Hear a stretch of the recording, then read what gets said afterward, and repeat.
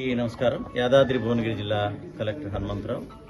ముఖ్యమంత్రి గారు ఆదేశాల మేరకు నళిని గారిని ఇక్కడ కలవడం జరిగింది. వారి ఇంటికి వచ్చేసి వారి నాన్నగారు మరియు ఇతర కుటుంబ సభ్యులతో కలవడం జరిగింది. వారి ఆరోగ్య పరిస్థితిపై వాకప్ చేయడం జరిగింది. వారికి వరుసగా టైఫాయిడ్, తర్వాత వైరల్ ఫీవర్స్, డెంగ్యూ, చికెన్ గున్యా ఇవన్నీ వరుసగా రావడం వల్ల ఆరోగ్యం కొద్దిగా క్షీణించడం జరిగింది. అదేవిధంగా గత కొంతకాలం నుంచి వారు చెప్పినట్టుగా రొమటైడ్ ఆర్థరైటిస్ తోటి బాధపడుతున్నారు. కానీ యోగా మరియు ఆయుర్వేదం తోటి స్థిరంగా ఉన్నారు. మంచిగా ఆత్మవిశ్వాసంతో మాట్లాడగలుగుతున్నారు.